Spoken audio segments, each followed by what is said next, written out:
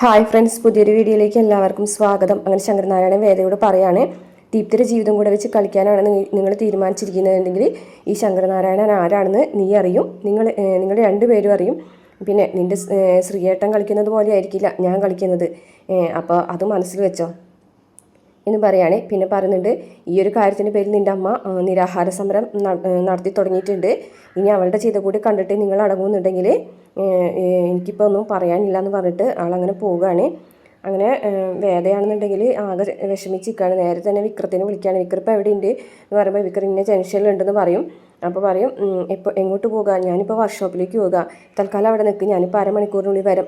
അരമണിക്കൂർ ഞാനിവിടെ നിൽക്കാനോ എന്ന് ചോദിക്കുമ്പോൾ പറയും, എല്ലാ കോഫി ഷോപ്പിൽ കയറിയിരിക്കും, ഞാൻ അരമണിക്കൂറിനുള്ളിൽ എത്താമെന്ന് പറഞ്ഞിട്ട് വേഗം തന്നെ ഫോൺ കട്ട് ചെയ്യുകയാണ്. അപ്പോൾ വിക്രം ആണെന്നുണ്ടെങ്കിൽ ആകെ വിഷമിക്കാണ്ട് വിക്രം ഇങ്ങനെ മനസ്സിലാലോചിക്കുന്നുണ്ട്, ഇതിങ്ങനെയൊന്നും പറയാറുള്ളതല്ലല്ലോ, എന്തോ കാര്യമുണ്ടെന്ന് പറയുകയാണ്. അതിനുശേഷം പിന്നീട് രണ്ടുപേരും കൂടിയിട്ട് ഒരു കോഫി ഷോപ്പിൽ ജ്യൂസൊക്കെ കുടിച്ചിരിക്കുകയാണ്. അപ്പോൾ വിക്രം ഇങ്ങനെ ചിരിക്കാണ്ട് വിക്രം പറയുന്നുണ്ട്, നിൻ്റെ അച്ഛൻ ഇങ്ങനെയൊക്കെ സംസാരിക്കാൻ തുടങ്ങിയോ?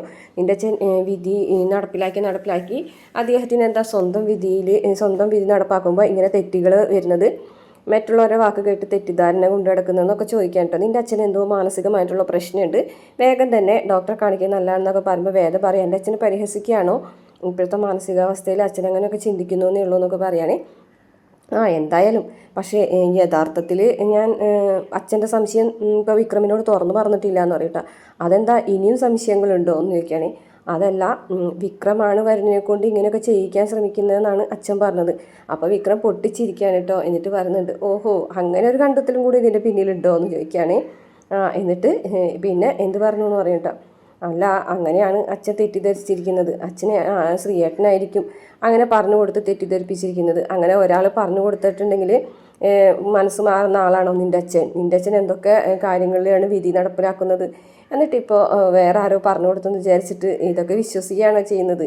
അപ്പോൾ നിൻ്റെ വീട്ടിൽ നല്ല സംഭവങ്ങളൊക്കെയാണല്ലോ നടക്കുന്നത്, അമ്മയുടെ നിരാഹാരം, അച്ഛൻ്റെ സംശയം, അങ്ങനെയൊക്കെ ആണല്ലോ ഇപ്പോൾ നടക്കുന്നത്. വല്ലാത്തൊരു അവസ്ഥ തന്നെ നിൻ്റെ വീട്ടിലെന്നൊക്കെ പറയാണ് കേട്ടോ. വിക്രം കളിയാക്കല്ലേ എന്ന് പറയും. ഞാൻ കളിയാക്കണമെന്നല്ല, സത്യം പറഞ്ഞതാ. മറ്റേ കൂട്ടുകാരൻ്റെ മോളുടെ കാര്യത്തിൽ അദ്ദേഹം എന്നെ വരുണിനെ ഞാൻ ഉപദ്രവിച്ചപ്പോൾ എൻ്റെ കൂടെ നിന്നു.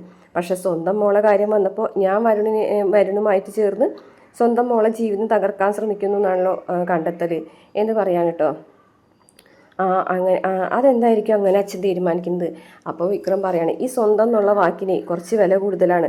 മറ്റുള്ളവരെ കാര്യങ്ങൾ വരുമ്പോൾ നമുക്ക് എന്തു ന്യായവും എന്ത് കാര്യങ്ങളും വിളിച്ച് പറയാം, പക്ഷേ സ്വന്തം കാര്യം വരുമ്പോൾ അങ്ങനെയല്ല. ഇപ്പോൾ ഒരാൾ പറയൂലേ, ഇത് ഞാൻ സ്വന്തമായിട്ടുണ്ടാക്കിയ വീട്, സ്വന്തമായിട്ട് നട്ടു വളർത്തിയ വൃക്ഷം, അങ്ങനെയൊക്കെ പറയണത് അയാൾ അതിൽ ചിലവാക്കിയ കാശിനെക്കുറിച്ചും അയാൾ അതിൽ ചിലവാക്കിയ അധ്വാനത്തെക്കുറിച്ചൊക്കെയാണ് അയാൾ നമ്മളോട് പറയുന്നത്. അതുപോലെയാണ് സ്വന്തം മകളുടെ കാര്യം വന്നപ്പോൾ അച്ഛൻ ഈ രീതിയിലൊക്കെ ചിന്തിക്കാൻ തുടങ്ങിയെന്നൊക്കെ പറയും കേട്ടോ. ഓ, വിക്രസ്വാമിക്ക് നല്ല അറിവാണല്ലോ ഇതിനെക്കുറിച്ചൊക്കെ എന്നൊക്കെ പറയാൻ കേട്ടോ. അതെ, എന്തായാലും നിൻ്റെ അച്ഛൻ ഇങ്ങനെയൊക്കെ പ്രവർത്തിച്ചതിന് പറഞ്ഞിട്ട് കാര്യമില്ല. എന്തായാലും ഇതൊന്നും പറഞ്ഞു നിൽക്കാൻ എനിക്ക് നേരില്ല, ഞാൻ പോകാണെന്ന് പറഞ്ഞിട്ട് വിക്രം പോവുകയാണ്. എൻ്റെ കാശില്ല, നീ കൊടുത്തിരിക്കിട്ട ജ്യൂസിൻ്റെ കാശെന്നൊക്കെ പറയും. അപ്പോഴേക്കും വേദ പിടിച്ച് നിർത്താണ് വിക്രത്തിനെ. എന്നിട്ട് പറയും, പോകല്ലേ, ഇവിടെ നിൽക്ക് എന്ന് പറയും കേട്ടോ. അപ്പോൾ അതെ, എനിക്ക് ഒരു കാര്യം കൂടെ പറയാനുണ്ട്. എന്താ പറയാനുള്ളത്? എനിക്ക് അമ്മയെ ഒന്ന് കാണണം. നല്ല കാര്യം. അമ്മേനെ കാണാനായിട്ട് വിക്രം കൂടെ എൻ്റെ കൂടെ വരുമോ? ഞാനോ? അതൊന്നും ശരിയാവില്ല. ഞാൻ എന്തിനാണ് നിങ്ങളുടെ വീട്ടിൽ ചെയ്യുന്നത്? നീ തൽക്കാലം പോയിട്ട് അമ്മേനൊക്കെ കണ്ടൊന്ന് ആശ്വസിപ്പിച്ചിട്ട് വായോ, നിരാഹാര സമരം നിർത്താനായിട്ട് പറയും. വിക്രം കൂടെ വായോ. ഞാൻ എന്തിനു വന്നിട്ട് നാരങ്ങളും കൊടുത്ത് നിരാഹാര സമരം അവസാനിപ്പിക്കാനാ? അല്ല, എന്നാലും എൻ്റെ കൂടെ ഒരു ധൈര്യത്തിന് വിക്രം കൂടെ വായോ പ്ലീസ് വിക്രം എന്ന് പറയാൻ കേട്ടോ. അപ്പോൾ വിക്രത്തിനാണെന്നുണ്ടെങ്കിൽ വേറെ നിവർത്തിയില്ല, ഞാൻ അങ്ങനെയൊന്നും ഒരു കാര്യം ആവശ്യപ്പെടാറില്ലല്ലോ, പ്ലീസ് ശരി എന്ന് പറയട്ടോ. അപ്പോൾ വേദയ്ക്ക് ഭയങ്കര സന്തോഷമാവാണ്. അതിനുശേഷം വീട്ടിലെത്തിയിട്ട് ചെല്ലി പോയി അമ്മനെ കണ്ടിട്ടോ, വിക്രം വരുന്നില്ലേ എന്ന് ചോദിക്കുകയാണ്. അപ്പോൾ ഞാൻ വരേണ്ട സമയങ്ങളിലൊക്കെ ഞാൻ വന്നിട്ടില്ലേ, അപ്പോൾ പിന്നെ ഇപ്പം എനിക്ക് തൽക്കാലം ഞാൻ മാലിട്ടിരിക്കുന്ന സമയത്ത് വന്നിട്ട് നിൻ്റെ ചേട്ടനായിട്ട് തല്ലുപിടിക്കാൻ എനിക്ക് താല്പര്യമൊന്നുമില്ല എന്ന് പറയും. അപ്പോൾ വേദം ഇങ്ങനെ നോക്കിയിട്ട് പറയും, ഇത് ചേട്ടൻ്റെ കാറൂടെ കാണുന്നില്ല, ചേട്ടനില്ലാന്ന് തോന്നുന്നതാണ്, പക്ഷേ എന്തായാലും ഞാൻ വരുന്നില്ല, നീ അമ്മനെ പോയിട്ട് കണ്ട് സംസാരിക്കി, ഞാൻ വന്നാൽ ശരിയാവില്ല, ഞാനിവിടെ നിൽക്കാം, നീ വാന്ന് പറയുകയാണ്. അപ്പോൾ വേദ പറയാണ്, ഓ ശരി എന്നാൽ ശരി, വക്കീൽ ചെല്ല് എന്ന് പറയും കേട്ടോ. അങ്ങനെ വേദ അകത്തേക്ക് ചെല്ലാണ്. അപ്പോൾ വർഷ വരികയാണ്. ആഹാ, നീ വന്നോ? വിക്രം കൂടെ വന്നിട്ടുണ്ടല്ലോ അല്ലേ എന്ന് നോക്കണേ. എന്താ വിക്രത്തിൻ്റെ അകത്തേക്ക് വിളിക്കുന്നില്ലേ? ഇല്ല, എനിക്ക് അമ്മനെ ഒന്ന് കാണാനുണ്ട്. നിരാഹാര സമരം തുടങ്ങിയത് അറിഞ്ഞിട്ട് വന്നതായിരിക്കും. നിരാഹാര സമരം തുടങ്ങിയതുകൊണ്ടൊന്നും ഒരു കാര്യമില്ല. ആ പെണ്ണ് പറഞ്ഞാൽ കേൾക്കുന്നൊന്നും തോന്നുന്നില്ല. സമരം വെറുതെ നടത്തി അമ്മയുടെ ആരോഗ്യം കളയാന്നേ ഉള്ളൂ. അല്ലാണ്ട് അവൾ നമ്മൾ പറഞ്ഞിട്ടൊന്നും കേൾക്കുന്നില്ല എന്ന് പറയാൻ കേട്ടോ. അപ്പോൾ ഞാനെന്തായാലും അമ്മനെ ഒന്ന് കണ്ടിട്ട് വരട്ടെ എന്ന് പറഞ്ഞിട്ട് അമ്മയുടെ അടുത്തേക്ക് ചെല്ലാണ്.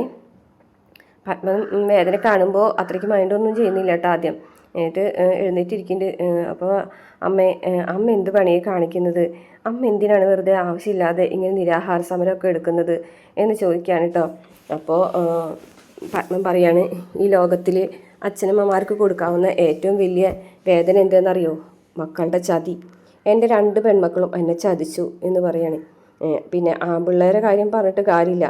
അവർ കുറച്ച് നാൾ കഴിയുമ്പോൾ പൊതുവെ മറ്റുള്ള അവരുടേതായ രീതിയിൽ ജീവിക്കാൻ തുടങ്ങും. പക്ഷേ പെൺപിള്ളേർ മനസ്സുകൊണ്ടെങ്കിലും നമ്മുടെ കൂടെ നിൽക്കും, മനസ്സുകൊണ്ടെങ്കിലും കൂടെ നിൽക്കും എന്ന് നമ്മൾ ചിന്തിക്കും. പക്ഷെ അവരായിരിക്കും നമ്മളെ ചതിക്കുന്നതെന്നൊക്കെ പറയും.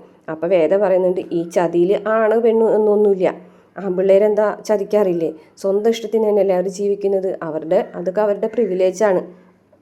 എങ്ങനെയൊക്കെ പോയാലും അവർ സ്വന്തം ഇഷ്ടത്തിന് ജീവിക്കും, സ്വന്തം കാര്യങ്ങൾ നോക്കും, സ്വന്തം രീതിയിൽ മുന്നോട്ട് പോകും, എല്ലാ കാര്യങ്ങളും ചെയ്യും. പക്ഷേ എന്നാലും അവൻ വാഴ്ത്തപ്പെടും. താഴ്ത്തി കിട്ടുന്നത് പെണ്ണുങ്ങൾ മാത്രമാണ്. സ്വന്തമായിട്ട് തീരുമാനങ്ങൾ എടുത്തിട്ടുണ്ടെങ്കിൽ, സ്വന്തം ഇഷ്ടത്തിന് ജീവിച്ചിട്ടുണ്ടെങ്കിൽ, സ്വന്തം ഇഷ്ടത്തിന് ജോലിക്ക് പോയിട്ടുണ്ടെങ്കിൽ എല്ലാം തകർന്നടിയും. അന്തസ്സും ആഭിജാത്യവും അങ്ങനെയല്ല, എല്ലാം തകർന്നടിയും ഒരു പെണ്ണ് തീരുമാനം എടുത്തിട്ടുണ്ടെങ്കിൽ. അതാണ് ഇന്നത്തെ കാലഘട്ടത്തിൻ്റെ അവസ്ഥ എന്നൊക്കെ വേദ പറയാണ് കേട്ടോ. വേദ ഇങ്ങനെ കുറേ കാര്യങ്ങൾ പറഞ്ഞ് മനസ്സിലാക്കി കൊടുക്കുമ്പോൾ നമ്മുടെ വർഷ വരികയാണ്. എന്നിട്ട് വർഷ ചോദിക്കും, ആഹാ, നല്ല പ്രസംഗമാണല്ലോ വേദരെ എന്ന് ചോദിക്കും. ഇത് പ്രസംഗമൊന്നുമല്ല, ഒരു അവസ്ഥ പറഞ്ഞതാണ് വർഷയെടുത്തി എന്ന് പറയട്ടോ. എന്തായാലും കൊള്ളാം, ഇങ്ങനെ അവസ്ഥ പറഞ്ഞ് പ്രസംഗിക്കാൻ മാത്രമേ പറ്റുള്ളൂ എന്ന് വെച്ചിട്ട് വേദ ഒരാളുടെ കൂടെ പ്രേമിച്ച് പോയതൊന്നുമല്ലല്ലോ. വേദ ഏതോ ഒരുത്തൻ നിർബന്ധിച്ച് താലി കെട്ടിയെന്ന് പറഞ്ഞിട്ട് ആ താലിയുടെ പേരിൽ ഇറങ്ങിപ്പോയ ആളല്ലേ വേദ. അല്ലാണ്ട് പ്രേമിച്ച് കല്യാണം കഴിച്ച് ഒളിച്ചോടി പോയതൊന്നും അല്ലല്ലോ എന്ന് പറയാൻ കേട്ടോ. അന്നേരം അത് പ്രേമിച്ച് ഒളിച്ചോടി പോകുന്നത് മാത്രമല്ല വർഷത്തിക്ക് ഈ സ്വാതന്ത്ര്യം. സ്വന്തം ഇഷ്ടത്തിന് ജീവിക്കാൻ തീരുമാനിക്കുന്നതും സ്വാതന്ത്ര്യമാണ്. വർഷത്തിക്ക് സ്വാതന്ത്ര്യം എന്താണെന്ന് അറിയാത്തതിൻ്റെ വിവരമില്ലായ്മയാണ് എന്ന് പറയും കേട്ടോ. സ്വന്തം ഇഷ്ടത്തിന് ജീവിക്കുന്നത് ഒരു സ്വാതന്ത്ര്യമാണ്. സന്യാസിയാവാൻ തീരുമാനിക്കുന്നതും ഒരു സ്വാതന്ത്ര്യമാണ്. അപ്പോൾ നമ്മൾ എന്ത് തീരുമാനം എടുക്കുന്നുണ്ടെങ്കിലും അതിലൊരു സ്വാതന്ത്ര്യമുണ്ട് എന്ന് പറയും കേട്ടോ. അപ്പോൾ ദീപ്തി ചെയ്യുന്ന കാര്യം അവളുടെ സ്വാതന്ത്ര്യത്തിന് വിട്ടുകൊടുക്കുമെന്നാണോ നീ പറയുന്നത്? അങ്ങനെയല്ല ഞാൻ പറയുന്നത്. പക്ഷേ ഒരിക്കലും അമ്മ നിരാഹാര സമരം ഇരുന്നത് കൊണ്ടൊന്നും അവളുടെ തീരുമാനം മാറ്റാൻ പോകുന്നില്ല എന്ന് പറയട്ടോ. അപ്പോൾ വിക്രം വരുണും കൂടി ചേർന്നിട്ടുള്ള ചതി തന്നെയാണല്ലേ ഇത്. നീയോ അവളെ സപ്പോർട്ട് ചെയ്യുന്നുണ്ടല്ലോ എന്ന് പറയാം കേട്ടോ. അമ്മ ഒരിക്കലും വിക്രത്തിന് തെറ്റിദ്ധരിക്കരുത്. വിക്രം ഒരിക്കലും അങ്ങനെ ചെയ്യൂല. വിക്രം വരുണ ഞാൻ കണ്ടിട്ട് പോലുമില്ല അന്നത്തെ സംഭവത്തിന് ശേഷം. പക്ഷേ ദീപ്തിനെ ഞാൻ അന്ന് വന്ന് കണ്ടപ്പോൾ നിങ്ങളോട് എന്തൊക്കെയാണ് അവൾ പറഞ്ഞത് അതൊക്കെ തന്നെയാണ് അവൾ എന്നോടും പറഞ്ഞത്.